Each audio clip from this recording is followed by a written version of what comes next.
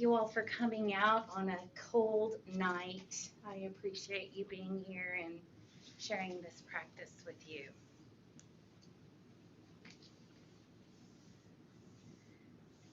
Sometimes people will try to embarrass you in front of others. Sometimes people will have unreasonable expectations for you.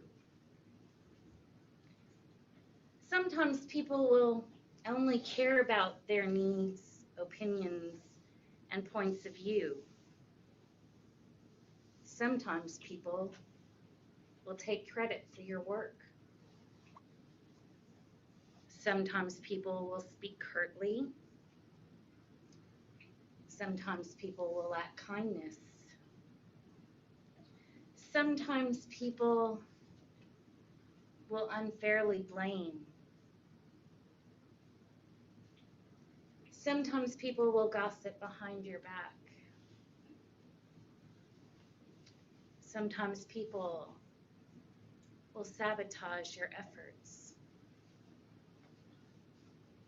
Sometimes people will attack your good character. Sometimes people will be careless with your time, Hi. your belongings, Hi, how are you? your heart. Sometimes people will be difficult. There are moments we are so tested, so pushed to the edge, so trapped in a painful interpersonal dynamic. It almost feels unhealthy to be true, to be tied to values of kindness and openness and generosity. There are times commitment to our own spiritual practice of calmness and empathy feels hazy, unclear, and perhaps even unfair. There are times that being called to care for another person who shows such disregard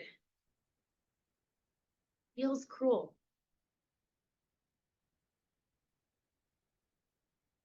There are times compassion is confusing. I remember reading Pema Chodron's writing for the first time.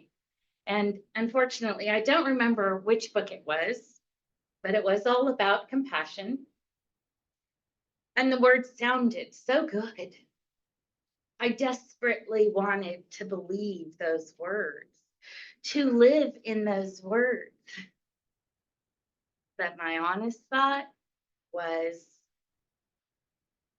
Pema, have you ever been a boss of an employee who comes to work late every single day? So yeah, I had been a boss. And I had a teacher in my childcare center I directed who was wonderful with the kids. She was fun loving and tender and joyful, but she was late every single day for months and months.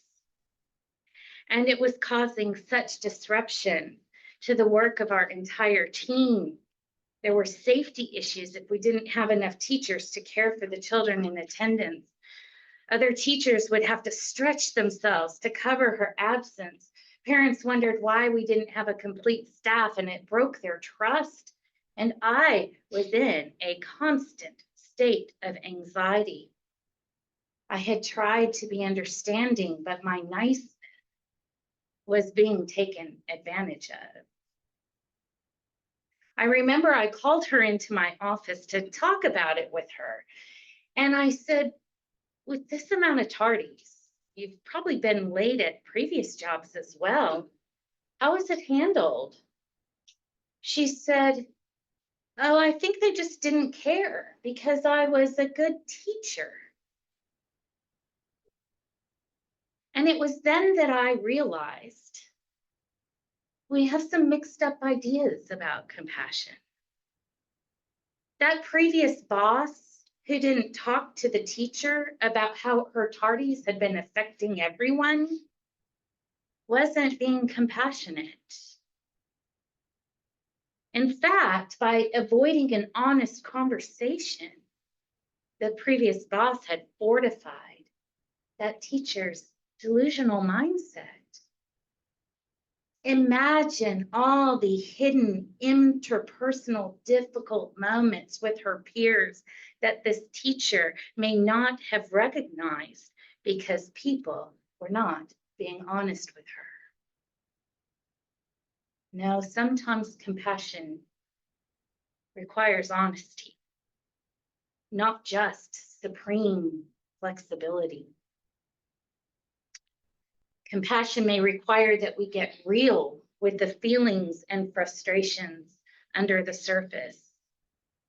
Compassion does not mean that we always let things go. Soraya Shamali, she's an author and an activist. And in her book, Rage Becomes Her, The Power of Women's Anger, speaks to the buildup of suppressed anger over time.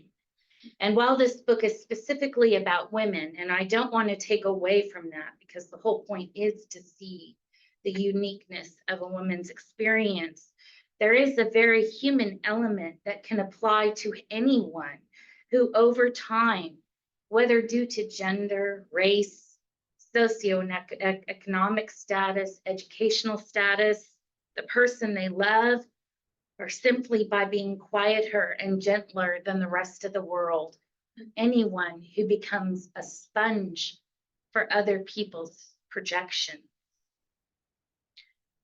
For women, she speaks about society's caring mandate. As a woman, it is our job to be caring. We bear the brunt of child care, rearing, caring for elders. There is an expectation that we are flexible and we are raised to be likable. If we speak with firmness and clarity, we may be viewed as not being nice. Our job is to take care of everyone. And not only is the world around us internalizing this message, we are internalizing it ourselves.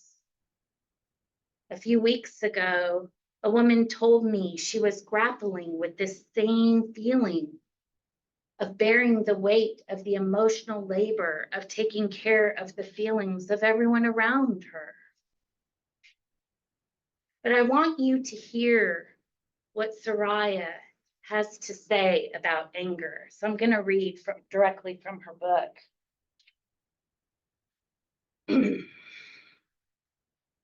Anger has a bad rap, but it is actually one of the most hopeful and forward-thinking of all of our emotions. It begets transformation, manifesting our passion and keeping us invested in the world. It is rational and emotional response to trespass, violation, and moral disorder. It bridges the divide between what is and what ought to be, between a difficult past and an improved possibility. Anger warns us viscerally of violation, threat, and insult. And she goes on, in expressing anger and demanding to be heard, we reveal the deeper belief that we can engage with and shape the world around us. A right that until now has always been reserved for men. Saying I am angry is a necessary first step to listen, believe me, trust me, I know, time to do something. When a girl or a woman is angry, she is saying, what I am feeling, thinking, and saying matters. And again, we can apply this to other groups as well. Elizabeth Lesser, she's the founder of the Omega Institute, which is a large adult education center for wellness. She's also a feminist writer. She has a beautiful meditation practice that brings together care and acknowledging the need to speak to a powerful boundary. So the first thing she talks about is our meditation pose. We take a straight back. We feel alert. That posture is grounded. So I know we just meditated, but if you can just kind of feel that in your body. That posture says, I belong here. And then she goes on to say that for intense times of interpersonal difficulty, she uses the familiar hand pose, Buddha's hand gestures, or Kuan Yin, you'll see this. The raised hand says, no, I have boundaries. I'm not going to take in your negativity, your fear, your projection. I know who I am. I am valid. This hand protects me. And the other hand, extended and cupped, says, I can feel into the reality of the person in front of me. I can listen. I can feel their pain. I can try to understand. And so taken together, they balance a way of being a peaceful warrior, a way to protect yourself without meeting aggression with aggression. Now you have to know Elizabeth Lesser or have heard her speak. She's about, I'd say, in her mid-60s. She has probably the most gentle voice I have ever heard. She sounds like a blanket. So think of that as I say the next part of this. In those very, very hard moments, she has a phrase for this gesture. And forgive the colorful words, but I think you'll understand. Do no harm and take no shit. As someone whose job has meant handling people's difficult behaviors, my own therapist has guided me. Cori, just because someone has dropped their garbage at your doorstep does not mean you need to pick it up. So here's where deep listening and loving speech come in, and I want to read the fourth precept. Aware of the suffering caused by unmindful speech and the inability to listen to others, I vow to cultivate loving speech and deep listening in order to bring joy and happiness to others and relieve others of their suffering. Knowing that words can create happiness or suffering, I vow to learn to speak truthfully with words that inspire self-confidence, joy, and hope. I am determined not to spread news that I do not know to be certain and not to criticize or condemn things of which I am not sure. I will refrain from uttering words that cause division or discord, or that can cause the family or the community to break. I will make all efforts to reconcile and resolve all conflicts, however small. Choose your words carefully. So deep listening. Start with curiosity.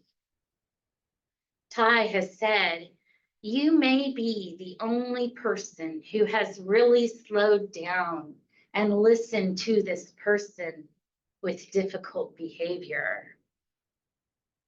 Listen without trying to fix their point of view, without interjecting. Let them get it out. I once had a father in my school who had become increasingly unreasonable. These are young children who play really actively. And when his little boy would come home with a really small bruise or a little scuff on his skin, he would interrogate the teachers as if they had done something wrong. It came to a head one day, a dry day. The weather had affected the little boy's nose and it was dry. The teacher said the little boy had a small speck of blood inside his nose. And the father was outraged. The next day, the father came to me in front of a large group. I brought him to the side. I mustered all the deep breathing I could, determined to understand. I tried to respond from all the positive interactions with this man I had experienced. And after he had finished his complaint, I paused and I said gently, tell me more. There's something more behind this, isn't there? He then started crying. The boy was his foster son, biologically the son of a relative. He cried and said, we just love our boy so much. We don't want anything to happen to him, and we don't want him to be taken away from us. There it was. There was the point of connection. I understood. The care of foster children can be highly scrutinized. Every bump, every scratch must be documented. And as a child care provider, I had experienced that. I understood, and I told him so. That phrase, tell me more, inviting him, not only bought myself some time to not speak out of my own activation, it invited more information, more sharing, more listening. Even people with difficult behaviors may have something we need to hear. The pandemic was a time for me. As a leader of a childcare center, it was such a difficult time. I received so much pushback adhering to the health department's guidelines. It was painful.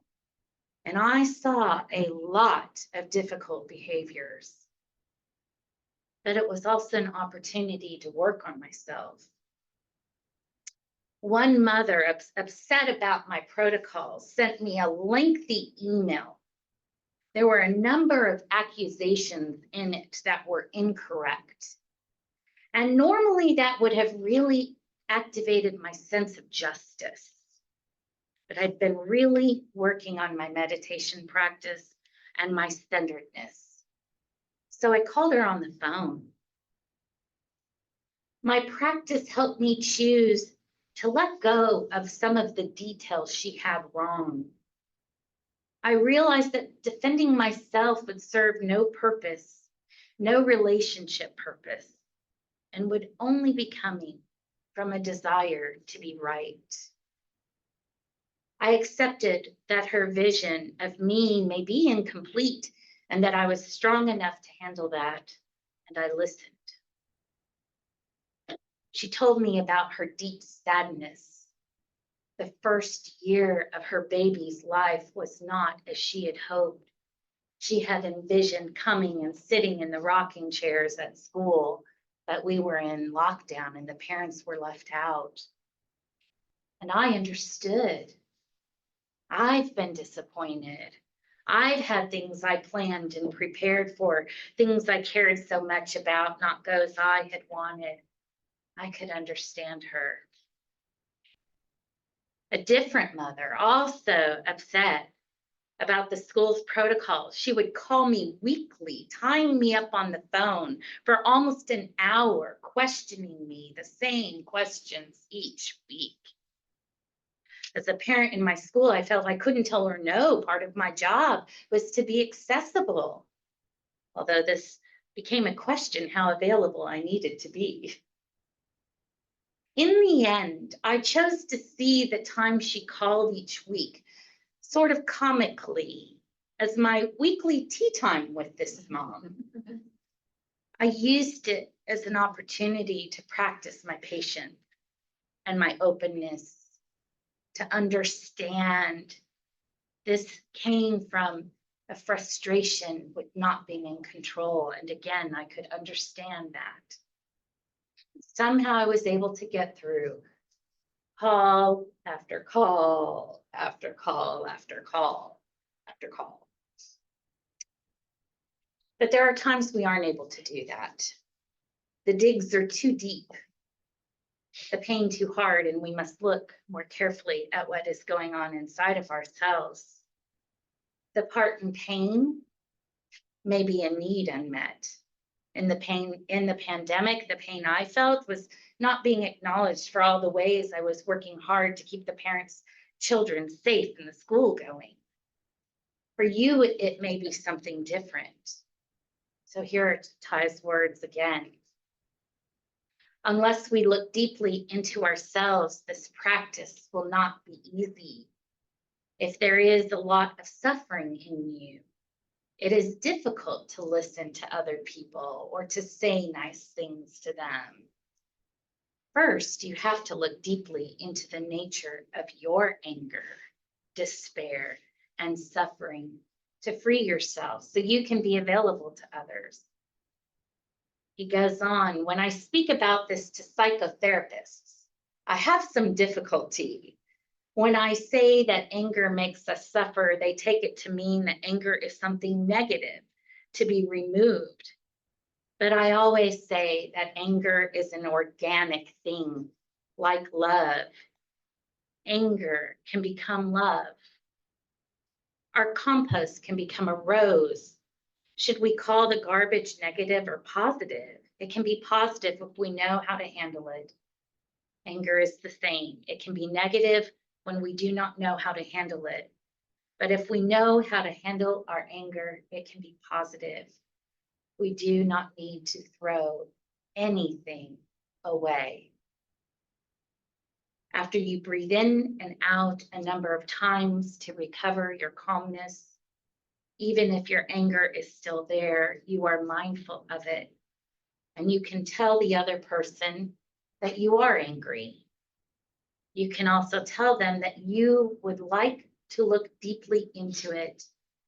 You would like him to look deeply into it also. Then you can make an appointment for Friday evening to look at it together. One person looking at the roots of your suffering is good. Two people looking at it is better. And two people looking together is best. But what about the times that we aren't able to come together? If that other person remains so stuck in their anger and their activation or their aggression. Recently was in a workshop with Sharon Salzberg, who's one of the biggest speakers on compassion. And I asked her about how to handle other people having false narratives about you.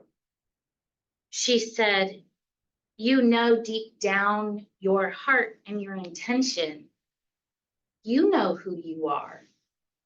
Do not soak up other people's narrative about you.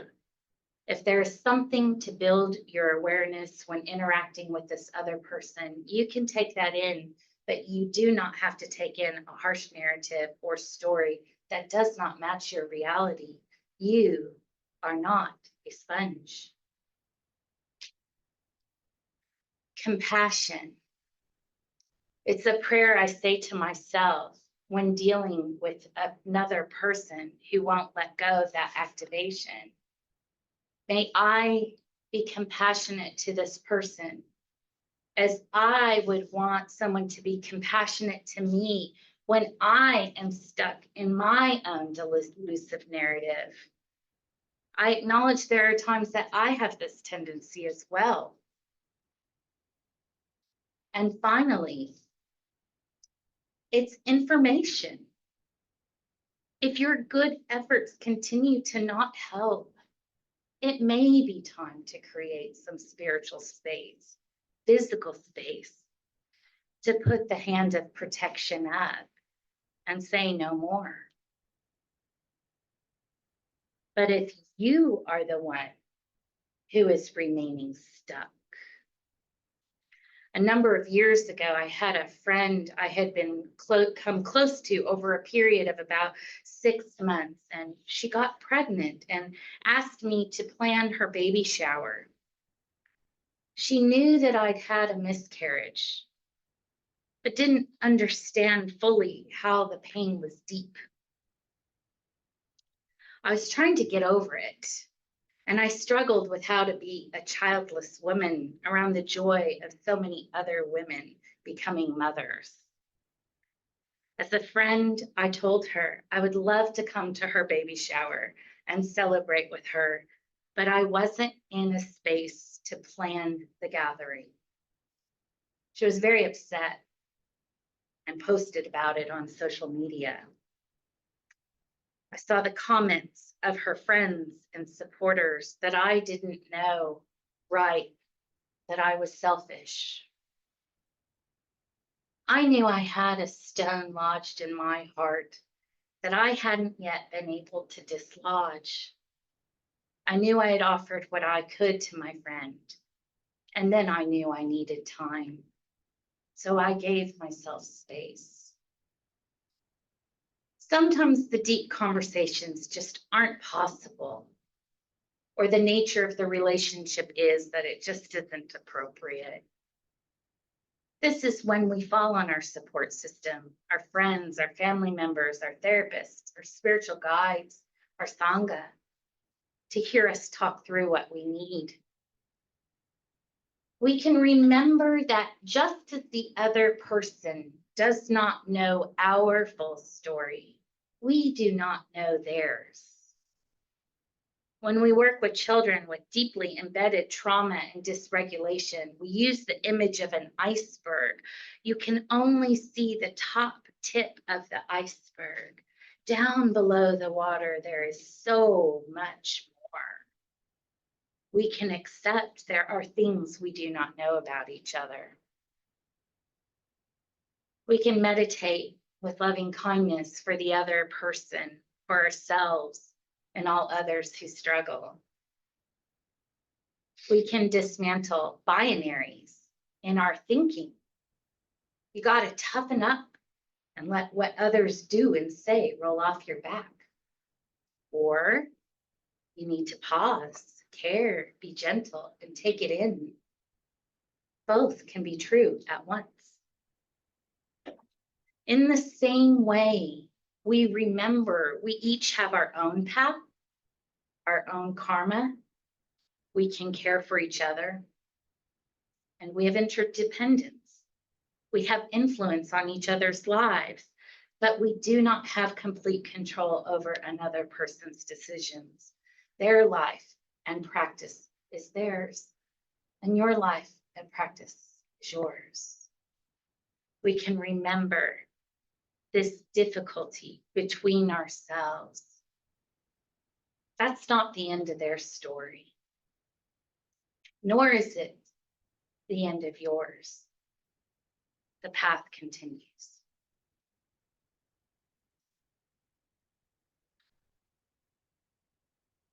Happy little topic. So take a moment to wiggle your legs around And today I would like you to group up 3 or 4 people, however you'd like to group up, and to think through how your spiritual practice has informed handling difficult interpersonal moments, where it has helped you and where you may have had some challenges. So we'll talk for about 10 minutes maybe, and then we'll share.